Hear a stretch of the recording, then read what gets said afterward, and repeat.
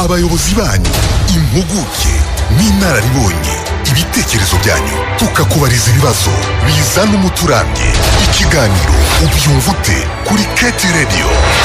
Ibihe byiza cyane abakomeje gutega amatwi Keti Radio, by'umwihariko abakunzi b'ikiganiro ubyumva ute. Tugiye kubana namwe rero mu kiganiro nk'uko bisanzwe. Uyu munsi tukaba tugiye ku nsanganyamatsiko yacu igana ku buzima, aho tugiye kureba ku bijyanye na COVID. Mu minsi yashize cyangwa se no mu mwaka ushize twavugaga kuri COVID cyane rwose, byari bigoye kubona icyumweru gisha tutavuze kuri COVID, ariko uyu munsi twagarutse rero. Twari tumaze iminsi tutayivugaho, tutaharimenya hari ukuntu byaba byarorohejwe cyangwa se ingamba zaratanze umusaruro nuko, ariko tuba tutariko birakwiye ko tuyivugaho kugira ngo twibukiranye turebe niba koko ese ubundi uyu munsi COVID iracyahari cyangwa yararangiye.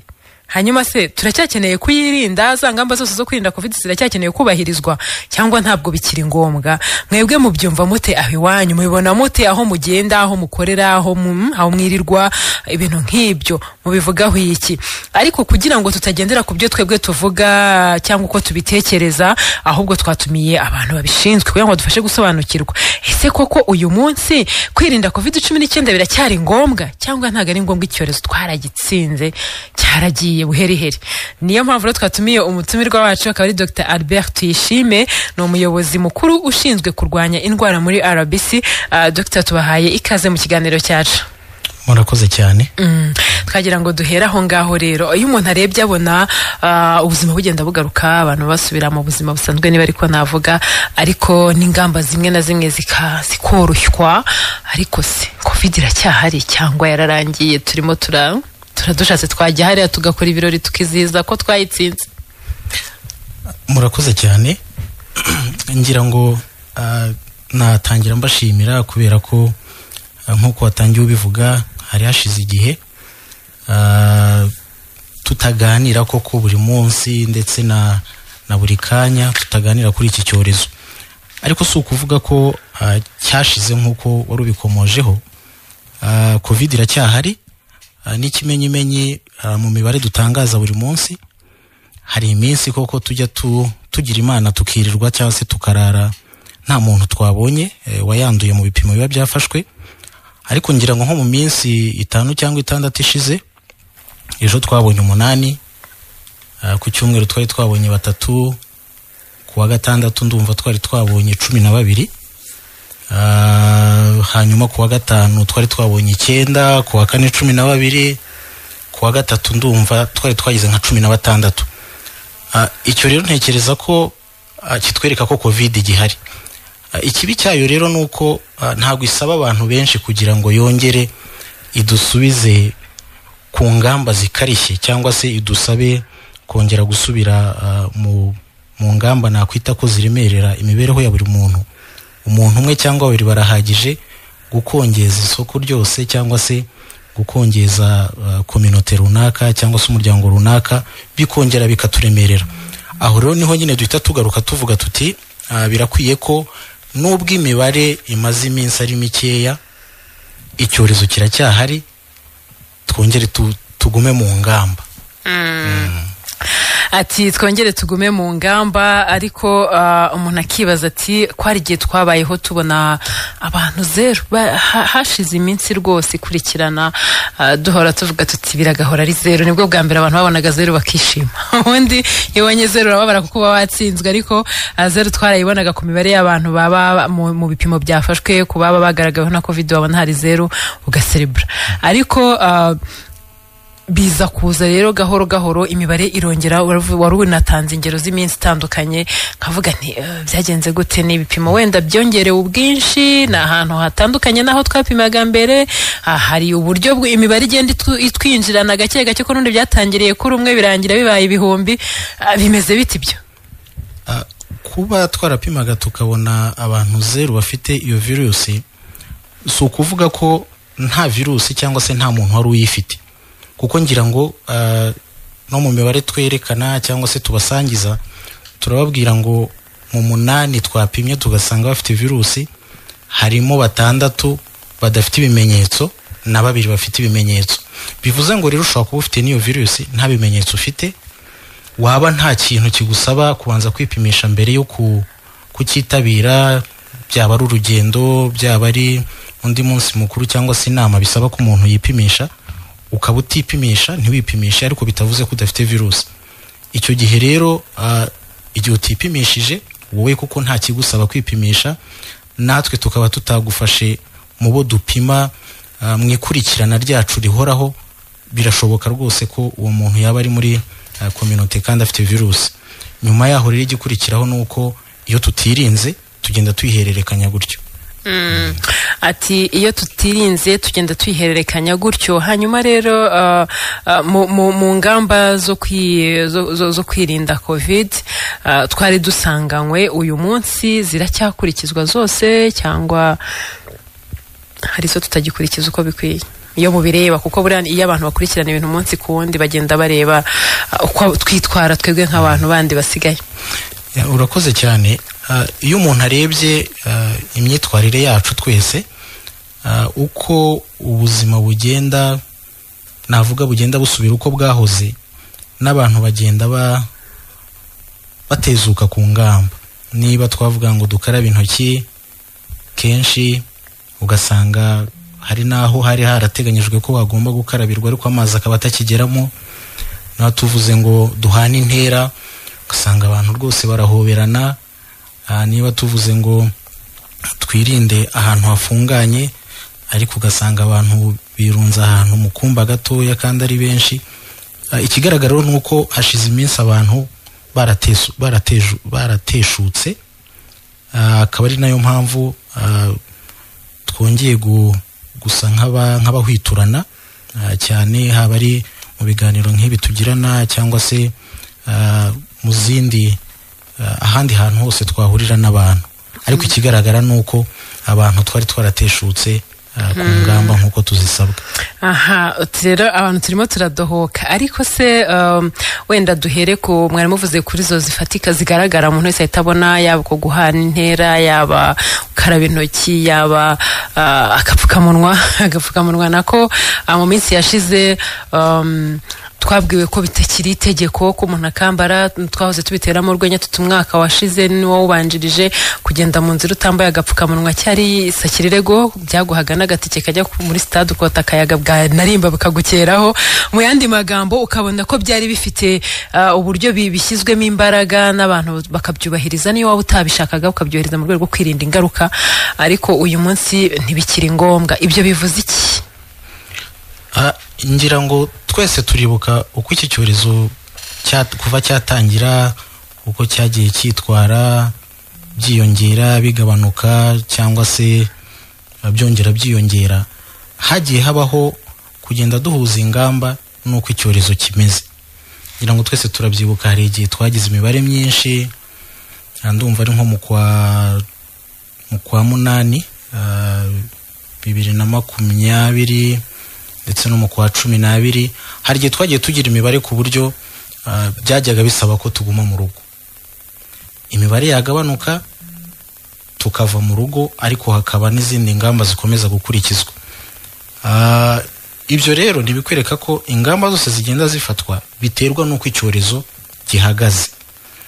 Ntabwo rero byakwiye kudutangaza ko hari ingamba zimwe zorohejwe cyangwa se zahinduwe.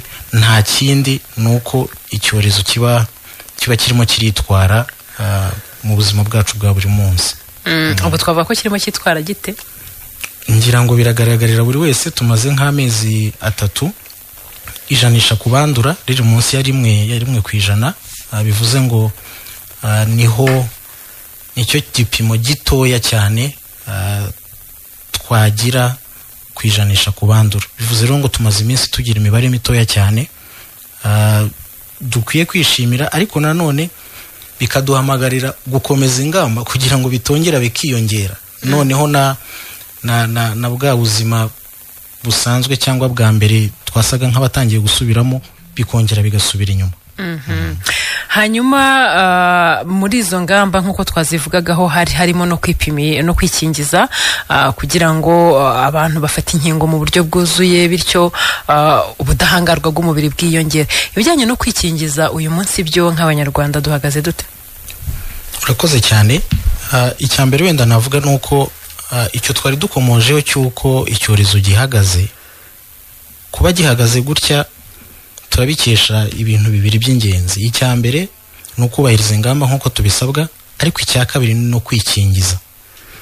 Ngira ngo ibyo byose twagiye tubiganiraho, ari nacyo gituma dushishikariza abantu kwikingiza, kuko leta y'u Rwanda rwose yakoze uko ishoboye kugira ngo inkingo ziboneke.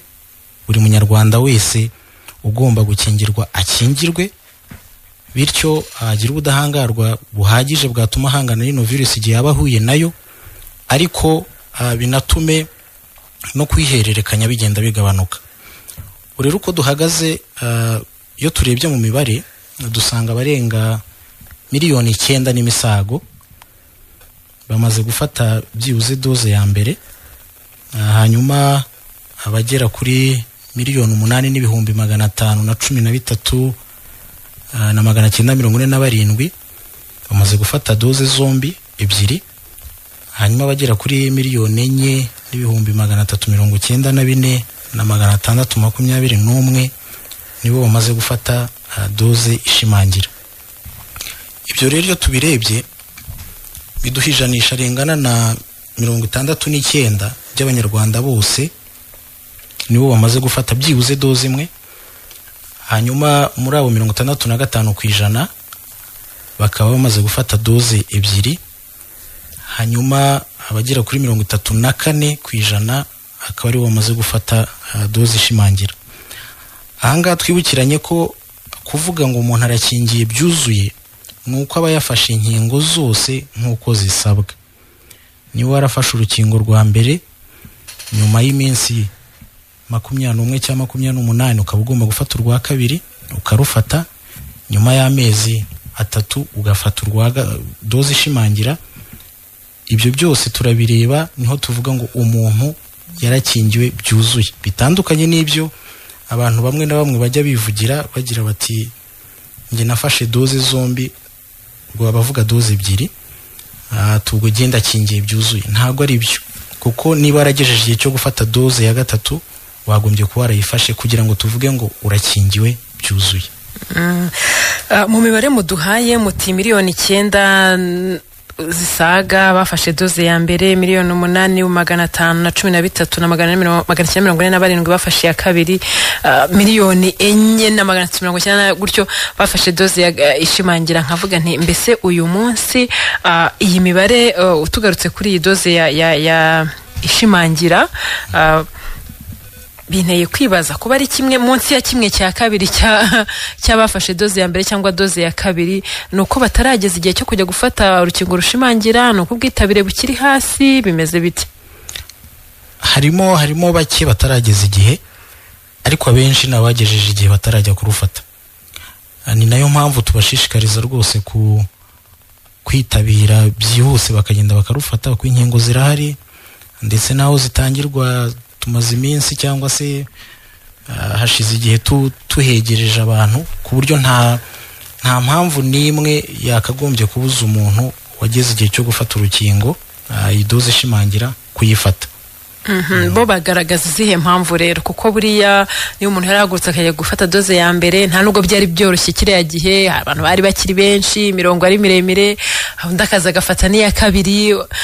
Uyu munsi bikaba byarorohejwe kugera ku rwego hari rw'akagari cyangwa ivuriro rikwegereye n'ahandi. Kubera iki abantu badafata doze, batitabira cyane nk'uko byakozwe wenda kuri abimbe nabo turi buze kurana ari biri ku rwego rushyitse? Kubera iki? Iyo umuntu abirebye cyangwa se akagenda yumva ibyo abantu baganira, usanga harimo impamvu ebyiri z'ingenzi. Iya mbere nuko icyorezo kimeze, tuvuga bati tumaze iminsi cyaracitse intege, cyaracishije make, ese genda ajya kwikingiza kubera iki? Ko covid yagenje amaguru make, cyangwa se nkuko watangiye ubivuga, hari n'abadatinya kuvuga rwose ngo ko twayitsinze ubundi ndajya hehe.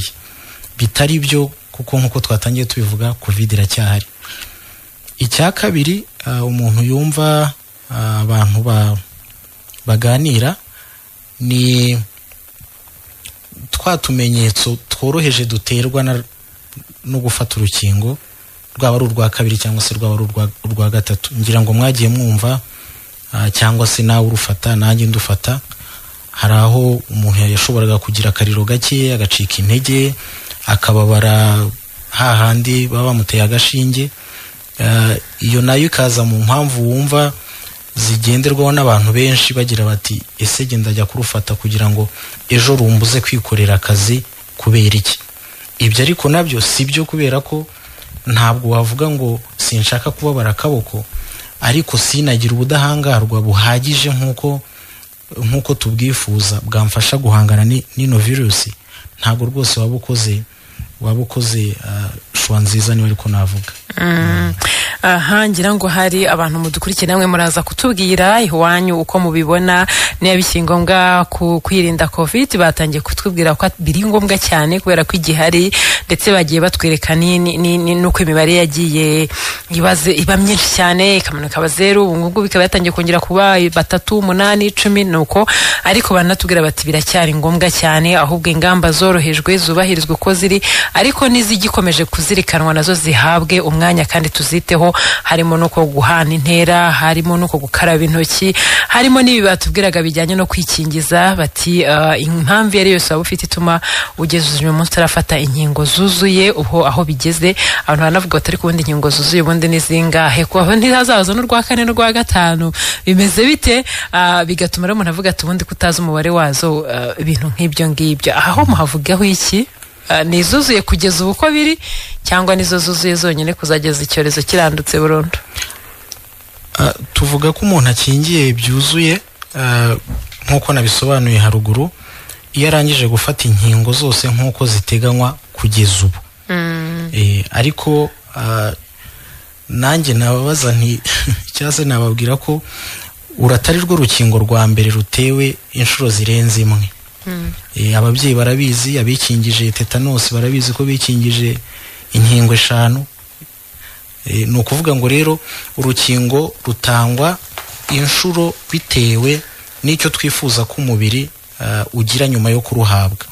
Niba rutanzwe rimwe tukabona ubudahangarwa bugeza aha, bikagaragara ko ufashe urwa kabiri bwakwiyongera ubudahangarwa, bikagaragara ko ufashe urwa gatatu byakwiyongera kurushaho, nibigaragara ko n'urwa 4 n'urwa 5 byafasha umubiri w'umuntu guhangana n'ino virusi, rwose numva atari tutakagombye kugira impungenge, cyane cyane ko ibyo ari ibintu byigwaho rwose byimbitse ku buryo byemezwa bimaze kugaragara ko nta ngaruka byagira ku mubiri w'umuntu.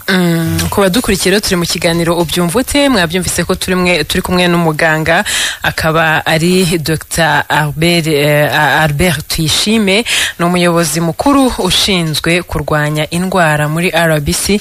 Arimo aradufasha gusobanukirwa uyu munsi ko covid tubanye nayo hano iwacu, tunareba ese koko ni ngombwa ko dukomeza kuyirinda na za ngamba zose. Twagiye turebera rero hamwe ko covid ihagaze uyu munsi, ati icyorezo kwikingiza, kubahiriza amabwiriza uko bikwiye bisa n'ibyagiye igabanyirije umurindi, ariko ntabwo yagiye, iracyahari. Yagiye atwereka imibare uko ihagaze uno munsi, yewe yanaduhaye ingero agaragaza abamaze kwikingiza uko bangana, yaba doze ya mbere, yaba iya kabiri, yaba ndetse na doze ishimangira. Turimo turarebera hamwe rero ibitandukanye ku makuru anyuranye kuri iki cyorezo cya covid, ariko tunagaruka cyane ku bijyanye n'uruhare rwanjye nawe kugira ngo dukomeze kukirwanya no kukirinda. Aha rero niho twari tugeze kuba ari bwo agitangira gukurikira radio, nibyo turimo tuganiraho. Hanyuma ariko kandi nanone dukomeza n'ikiganiro, iyo urebye usanga ubuzima bugenda bugaruka mu bantu, usanga ibikorwa bitandukanye bigenda bifungurwa, mbese n'ibyari binabujijwe bimwe na bimwe bikagenda bikomorerwa bijyanye n'uko iminsi yisunika n'ibindi. Nkavuga nti ese uyu munsi cyane ko no turenze n'imbere mu gihugu no hanze, ubona twakira abantu, twakira inama, twakira mukerarugendo. Nkavuga nti uyu munsi cyane ko n'abanyarwanda bitabira izo nama ku rwego mpuzamahanga, twavuga yuko tumaze kwitegura bishyitse cyangwa bihagije, yaba mu gukora izo ngendo cyangwa se kwakira abatugana, by'umwihariko n'inama dufite, dore ko atari na nke muri ino minsi zikurikirana cyane. Nkavuga nti ese uyu munsi turiteguye koko, cyangwa aho wenda ntabwo izi nama nyuma yaho twazavuga tuti iyo tubimenya? Murakoze cyane. Nibyo koko, bitewe n'uko icyorezo cyitwara ku isi atari mu Rwanda gusa, imigenderanire cyangwa se urujya n'uruza haba mu Rwanda cyangwa se mu mahanga byagiye bifunguka birenze uko byari bimeze mbere. Ariko ku ruhande rwacu twebwe duhora twiteguye, ngira ngo ari abagenda barabizi, abasohoka cyangwa binjira barabizi. Umuntu wese aruje mu gihugu dufite uko tumupima tukamenya uko ahagaze, arusohotse nawe dufite uko tumupima tukamenya uko ahagaze, hanyuma byaba bimwemerera gukora urugendo rwe akarukora. Ariko noneho turebye ku nama twakira, buriya uko twakira inama ni nako n'ingamba zihariye zo gukurikirana abitabiriye iyo nama, baba baturutse hanze cyangwa se abanyarwanda ubwabo, niko nazo zishyirwaho kugira ngo tubakurikirane, hato hatabaho guhererekanya virusi biciye muri iyo nama cyangwa se ikindi gikorwa icyo ari cyo cyose cyaba cyakozwe. Kuri urwo ruhande rero rwose turiteguye. Ariko icya kabiri ni n'impamvu ifatika igomba gutuma natwe twirinda kurushaho. Aha ndagaruka nyine kuri kwa kwikingiza, kuko nibyo nk'uko abikomojeho, uko abantu bagenda bahura cyane baturutse imihanda itandukanye, ni nako na risike yo kuba bahererekanya iyo virusi yiyongera.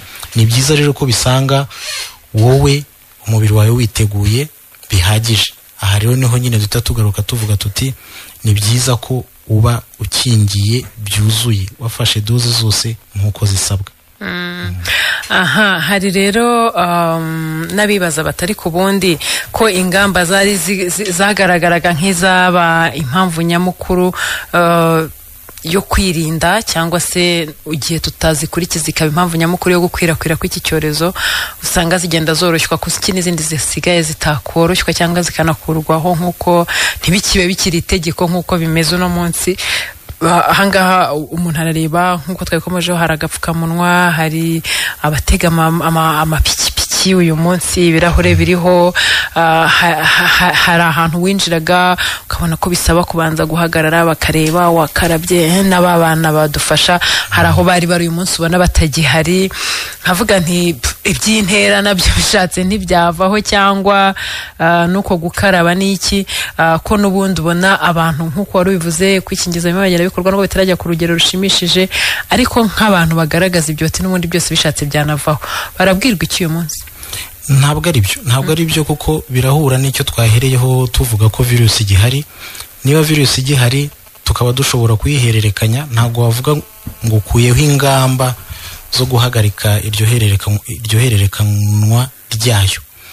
Aha rero ahubwo icyo twakagombye gukora ni ukuzubahiriza ubu ngubu kugira ngo zitange umusaruro, noneho bigaragare ko ingamba zikwiye koroshywa kurushaho. Ariko ibyo byose ni umusaruro uva mu ko twitwaye ubu ngubu. Ntabwo rero uba ari igihe cyo kuvuga ngo ingamba zose tuzikureho nk'aho virusi ntayigihari koko, kandi irahari. Ati nk'aho virusi ntayigihari koko. Hari rero abantu barimo kumbwira batari ko wowe mwe muratubwira ngo dukomeze twirinde icyorezo, kandi inzego z'ubuyobozi bwacu nazo zigenda zidukuriraho bimwe mu byadufashaga kukirinda. Ubwo ntabwo bivuguruzanya? Niba uyu munsi bitakiri ngombwa ko nambara agapfukamunwa, bitakiri itegeko ko nambara agapfukamunwa, ariko kandi ngasabwa gukomeza kwirinda icyorezo, aho ngaho nta kuvuguruzanya kurimo? Nta kuvuguruzanya kurimo, kubera ko niba tuvuze ngo iki cyorohejwe, ariko dukomeze twubahirize iyi ngamba n'iyi, nuko mu isesengura riba ryakozwe biba byagaragaye ko izi ngamba dusigaranye cyangwa se dusabwa kubahiriza ziri budufashe gukomeza kwirinda icyo cyorezo. Ntabwo rero ari ukuvuga ko harimo kunyuranya. byaba ari ukunyuranya tubabwiye ngo ahubwo mureke ingamba zose kandi noneho twabwira ngo virus irahari. Ahubwo uko icyorezo kigenda kigenza make niko n'ingamba zigenda zoroshywa, kandi ni ibintu byabayeho kuva iki cyorezo cyatangira, ngira ngo twese turabyibuka. Arakoze cyane Dr Albert. Hanyuma abantu mudukurikiye namwe turabakira, nubwo tugenda duhuza amakuru n'ibitekerezo byacu cyangwa se byanyu, turagenda tunahuza n'ibibazo mubaza, ibyifuzo se kugira ngo tubishyikirize n'umutumirwa wacu. Niyo mpamvu turi bubakire kuri telefone 0788330100 cyangwa se mukaduha ubutumwa kuri 9670 naho mwaduhamagara tukabakira. Ariko kandi ibyo ngibyo ntibiribona kure ko tunyuza n'amaso ku byo mwaba mwatangaje hirya no hino ku mbuga zacu nkoranyambaga, yaba kuri Instagram, Facebook cyangwa se na Twitter ya Keti Radio. Aho hose ibitekerezo byanyu turabyakira, tubisangire n'umutumirwa wacu, bityo abantu badufashe kugira ngo nyine dusobanukirwe byimbitse. Hanyuma rero uretse wenda nizo nama niki mu minsi yashize naye ndimo mbona hari inama nyine nkuko twazi twakora u Rwanda rwitabira inama mpuzamahanga n'inama zikabera hano iwacu. Mu nama yabaye yahuje ibihugu bitandukanye, harahagaragajwe ko u Rwanda mu ngamba rufite harimo no gukingira abana batoya kuva ku myaka 5. Twari tumenyereye kuva kuri 12 kuzamura. Uyu munsi ibyo bivuze iki? Urakoze. Nibyo koko muri gahunda yo gukingira hari gahunda yo kuzagera kuri icyo cyiciro cy'abana bafite hagati y'imyaka 5 na 11. Gusa turacyategereje kubona inkingo z'icyo cyiciro kuko zitandukanye gatoya n'iz'abantu bakuru. Ngira ngo twese turabizi umuti w'umwana n'umuti w'umuntu mukuru hari uko biba bitandukanye bitewe n'imibiri yabo itandukanye. Izo nkingo rero nitumara kuzibona n'ubundi icyo cyiciro tuzagikingira. Ngira ngo kuba dukurikiye ibyo ni bimwe mwari mwabajije, ariko noneho twanabakira 0788330100 cyangwa se 9670, hanyuma mukabaza cyangwa se mugatanga ibitekerezo byanyu. Keti Radio. Allo yitabye ariko ararangara. Keti Radio. Oui, mwiriweho. Mwiriwe neza. More kuvugana na Bizimana Jeremy. Yego Jeremy, uherereye hehe? Uherereye mu karere ka Nyanza Murenge. Turabakurikiye neza. Urakoze cyane. Igitekerezo cyawe cyangwa ikibazo cyawe? Shimire leta y'ubumwe iri kwita ku buzima bwacu. Cyane cyane kuri ingamba iri kugenda igabanya, dore ko icyorezo bigaragara ko kiri kugenda kigabanuka. Ariko nkibaza nti biragaragara yuko agapfukamunwa kavanyweho. Ntabwo kavanyweho, kukambara ni ubushake. Ariko nkibaza, yego turakumva, ese ko hari igihe ugera ahantu bakakubwira ati kuki utambaye agapfukamunwa, byaba ari ubuyobozi bw'agace runaka cyangwa se hari aho biri itegeko umuntu yambara agapfukamunwa? Aho ni nka hehe babikubajije? Nyine hari aho ugera bakakubwira ati kuki utambaye agapfukamunwa. Hari aho byaba byarakubayeho vuba aha? Yego. Ni hehe? Allo? Aragiye ariko yagaragazaga ko uyu munsi ko kwambara agapfukamunwa bitakiri itegeko. Ese uwabaza umuntu ati kuki atambaye agapfukamunwa cyangwa se akabimuziza yaba murenganyije cyangwa byaba ariko byari bikwiye kugenda? Muraba muretse kugisubiza tuze kubihuza n'ibindi nka bibiri hanyuma tubijyanire hamwe. Keti Radio. Allo? Keti Radio. Oui, mwiriweho. Yego. Urinde uherereye he? Karere ka Karongi. Ikibazo cyangwa igitekerezo cyawe? Allo? Uyu aragiye, reka tube dusubiza icyo ngicyo n'abandi nibaza tugenda tubakira. arakoze yabazaga ati ese ko kwambara agapfukamunwa bitakiri itegeko atari ko hakaba hari aho bakansabye cyangwa se bambaje impamvu ntakambaye. Ngira ngo twese amabwiriza aho tuyabona ni mu myanzuro y'inama y'abaminisitiri, kandi uko umwanzuro wanditse urasobanutse rwose. Handitsemo ko agapfukamunwa katakiri itegeko, ariko ko dushishikariza abantu kukambara ahantu hana. Ngira ngo rero byo birasobanutse, nta n'ikindi kintu umuntu yakagombye kuba yongeraho, ariko aho umuntu yagira ikibazo ni byiza kwabaza.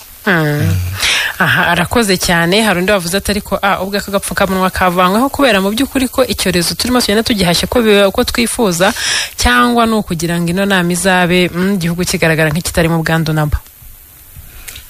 Ntabwo ingamba zifatwa kubera ko hari ikindi gikorwa kigiye kuba. Bitakabaye gutyo ntitwagombye kuba twaragumye mu rugo mu kwa munani kwa 2020 cyangwa mu kwa 12, uko byanze bikunze n'icyo gihe hari ibindi bikorwa byari kuba. Ngira ngo twese turanibuka ko iyo nama arimo aravuga imaze kwimurwa inshuro zigeze kuri 2, niba nibuka neza. Niba ari uko bimeze, se kuki icyo gihe tutabyihoreye hanyuma inama ibe, hanyuma twongere twisubirire ku ngamba zacu? Niba bitaragenze gutya rero ntiyakagombye kugira impungenge ko uba ari bwo hari ibihindutse kubera iyo nama. Ati ntabwo impamvu ari inama, impamvu nyine yahoze avuga ati nuko icyorezo kigenda cyitwara muri twebwe, natwe uko tukitwaraho nuko twubahiriza amabwiriza n'ingamba, bigatanga umusaruro cyangwa se bikagaragaza ko nyine hari aho abantu bagana. Ngira ngo ibyo yari yanabisobanuye. Hanyuma rero twongera twitaba n'abandi bantu. Ketiredialo, alo, mwiriwe neza? Wiriweho? Claude. Yego Claude, urahagana he? Nyabihu Rembo. Hanyuma rero ikibazo cyangwa igitekerezo cyawe?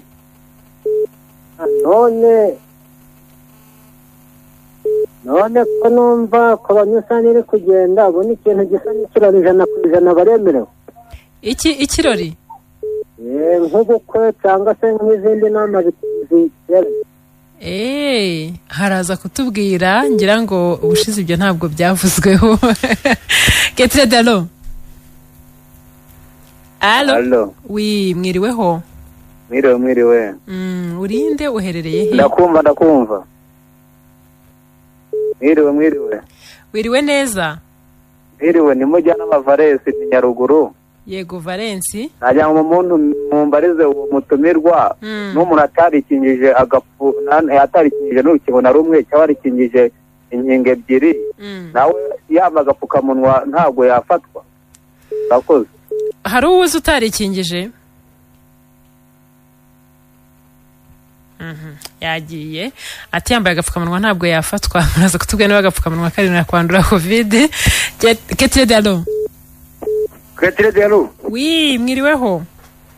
Mwiriwe neza. Mvugana n'umupinzana mu Kinzuki.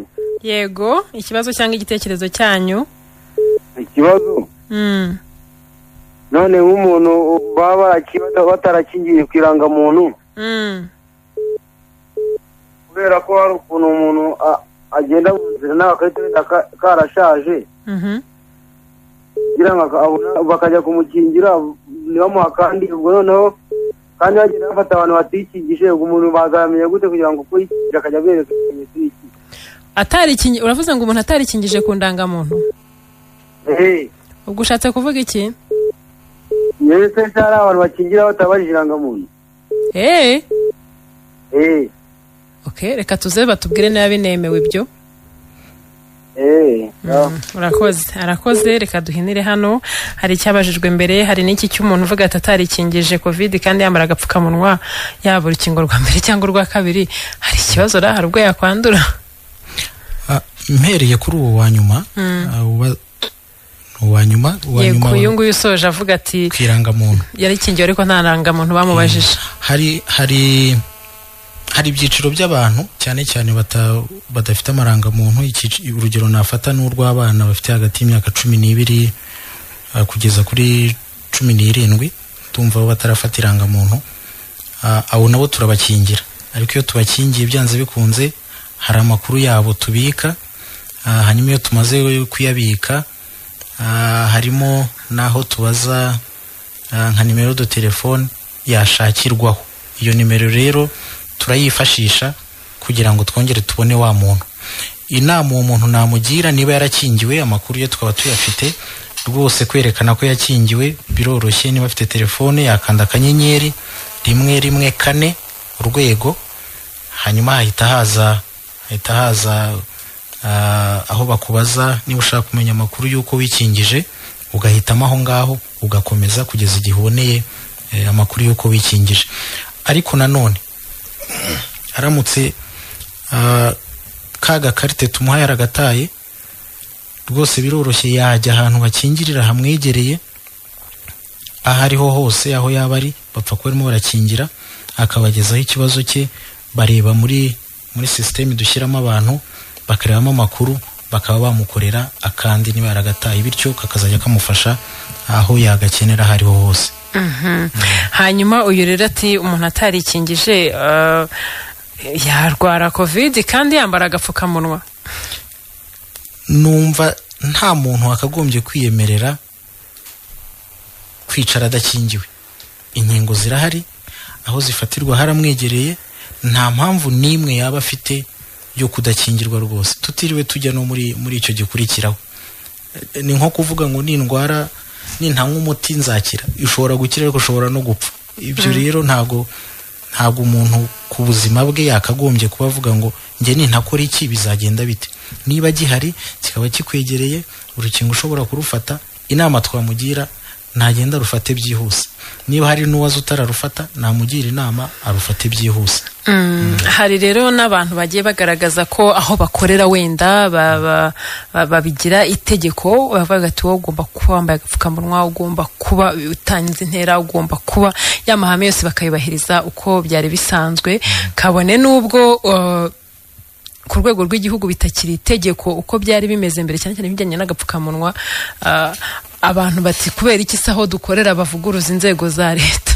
Nkavuga nti ibyo wenda ntabwo byemewe cyangwa se biremewe kuba abantu bijyanye n'aho ukorera cyangwa n'ibyo ukora hari ingamba ugomba gukomeza kubahiriza bijyanye n'amategeko wahawe n'abagukoresha, kuruta wenda uko wagendera ku mategeko yatanzwe mu byemezo by'inama y'abaminisitiri.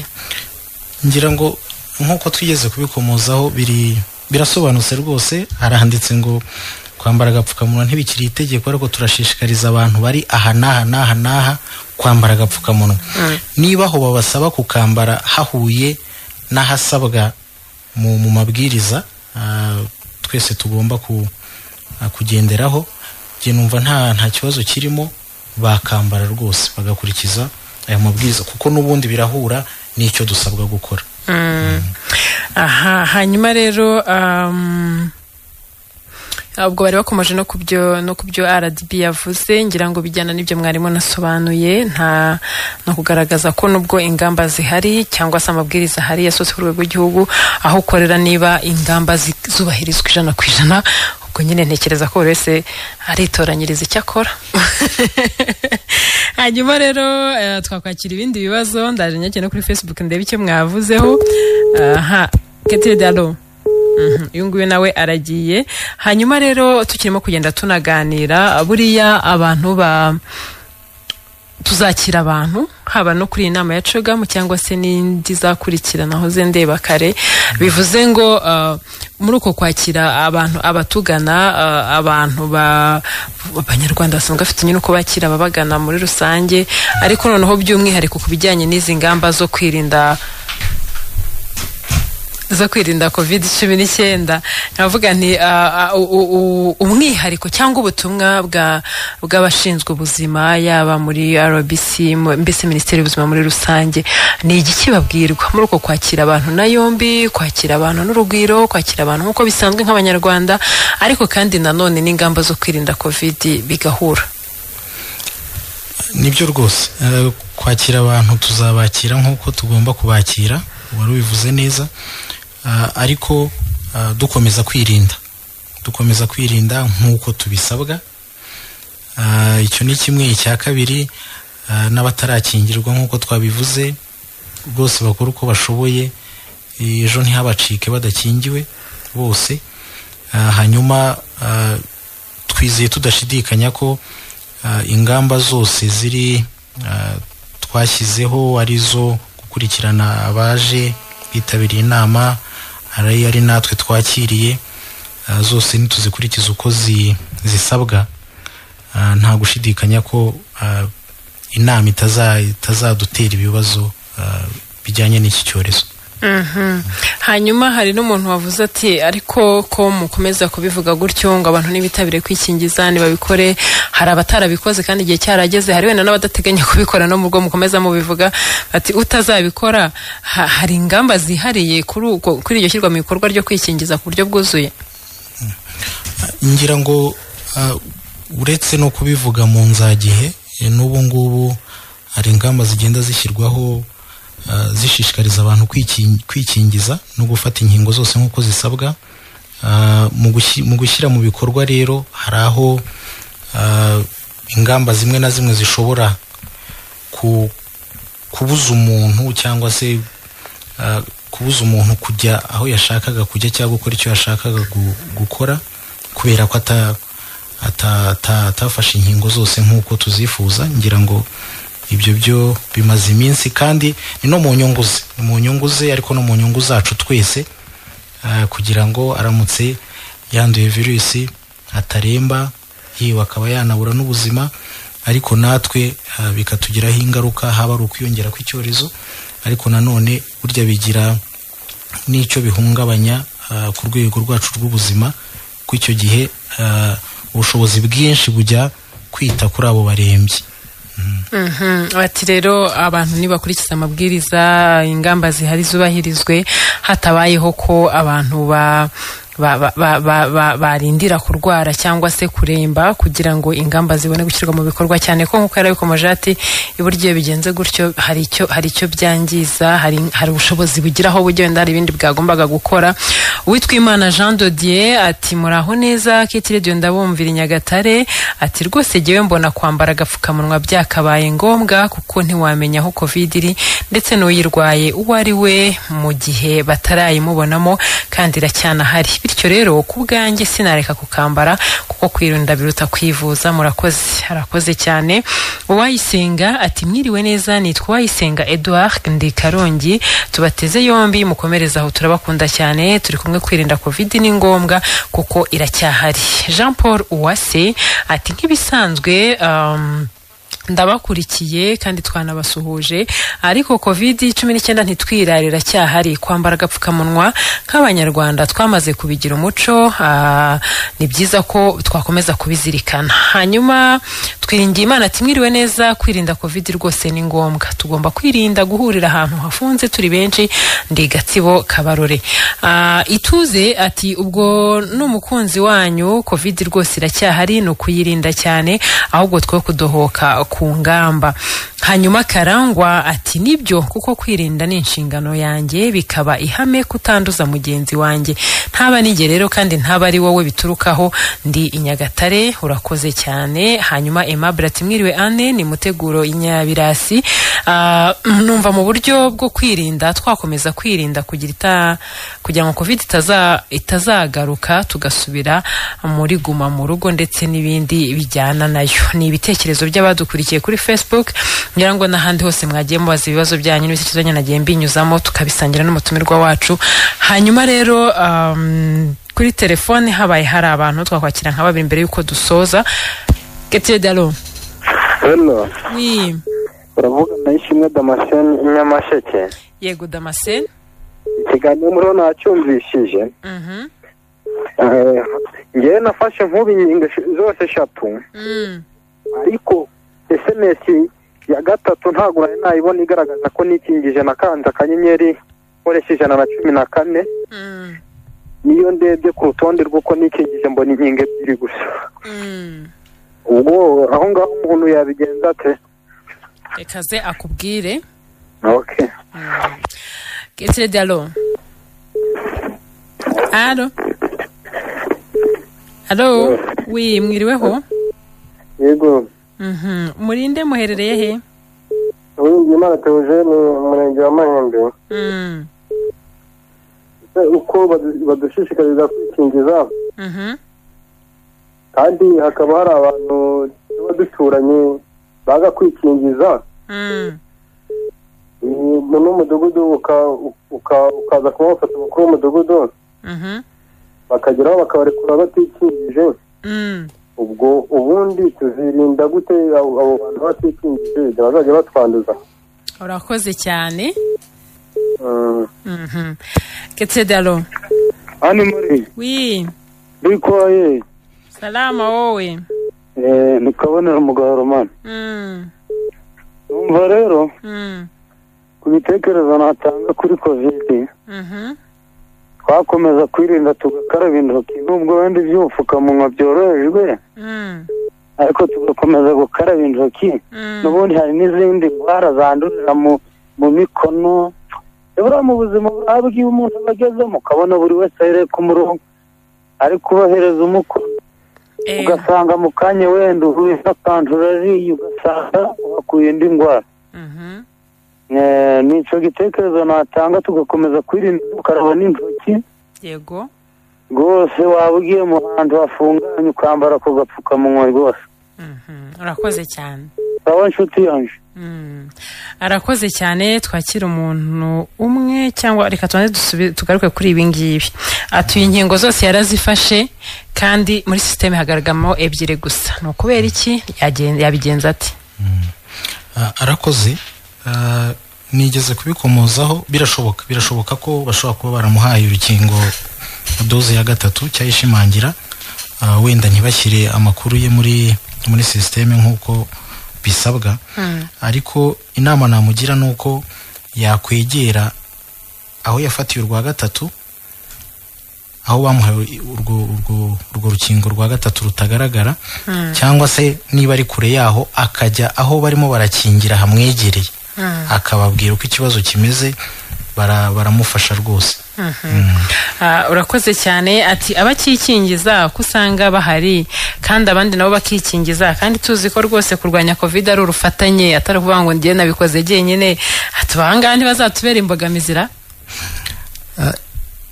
ni inshingano zacu twese niba ufite umuturanyi utarumva cyangwa se udashaka kujya kwikingiza ni inshingano zawe kumusobanurira wabona ibisobanuro umuha bitagera ku mpungenge cyangwa se ngo bitume yumva ko agomba kujya kwikingiza ukaba wakwifashisha umujyanama w'ubuzima cyangwa se undi muntu wese waba ukwegereye mu nzego z'ibanze mwabona bikomeje kunanirana mukigira hejuru mukagera ku kigo nderabuzima bityo abantu bagasobanurirwa bihagije kuko akamaro k'urukingo karahari no kugira ngo icyorezo kibe kimeze gutya nk'uko turimo turabiganira nta muntu dufite urembye uri mu bitaro yaba ari mu bitaro cyangwa se ngo tuvuge ngo ararembye abantu dufite bose barimo baravurirwa mu rugo ni umusaruro wavuye muri uku gukingira ubwo rero abantu bakomeje kubasobanurira ntekereza ko bageraho bakumva ko nabo bagomba gufata urukingo hanyuma rero reka tugane ku musozo iminota yacu nayo yagiye ariko nk'ubutumwa bugenewe rubanda mbere y'uko dutandukana ni ibintu bibiri icya mbere twaganiriye birambuye ku kwikingiza ni ukubashishikariza kwikingiza utarabona urukingo na rumwe yegere rwose ahamwegereye bamukingire utarabona urukingo rwa kabiri kandi yaragejeje igihe nawe ni igihe nagende rwose yarufate utarafata urwo gushimangira yaragejeje igihe nawe rwose turamushishikariza kujya kurufata kugira ngo dukomeze tugire ubudahangarwa buhagije budufasha guhangana n'iki cyorezo icya kabiri dukurikize ingamba nk'uko tubisabwa bityo nk'uko icyorezo kigenza make uko tubibona ubu ngubu gikomeze kigenze make yewe kijye no munsi yaho bityo n'ubuzima bugende busubira nk'uko bwahoze bitabaye ibyo gishobora kongera kikatuzamukana noneho tugasubira mu byo twahozemo, kandi ntekereza ko nta muntu wifuza ko ariho twasubira. Reka rero mbashimire cyane, mwakoze cyane kwitabira ubutumire bwacu ndetse no kuduha ibisobanuro birambuye ku bijyanye n'iki cyorezo, ariko by'umwihariko ku ngamba, no kutubwira ko rwose bikiri ngombwa cyane gukomeza kwirinda covid. Biracyari ngombwa cyane gukomeza kubahiriza ingamba n'amabwiriza, nubwo hari bitari itegeko, ariko unabikoze nta cyaha waba ukoze, kuko kwirinda biruta kwivuza. Twari kumwe rero na Dr Albert Tuyishime, n'umuyobozi mukuru ushinzwe kurwanya indwara muri RBC. Mwakoze kwitabira ndetse no kuduha ibi bisobanuro byose. Namwese abadukurikiye mwagize neza. Ikiganiro cya Rubyumvute, General Anne Marie niwe mwiza. Tuzasubira no ku munsi w'ejo. Hagati aho ngaho mu kanya murabana na mugenzi wanjye Bisangwa Nganji Benjamin mu kiganiro Impamba y'umunsi. Abayobozi banyu, impuguke n'inararibonye, ibitekerezo byanyu tukakubariza ibibazo bizana umuturambye. Ikiganiro Ubyumvute kuri Keti Radio.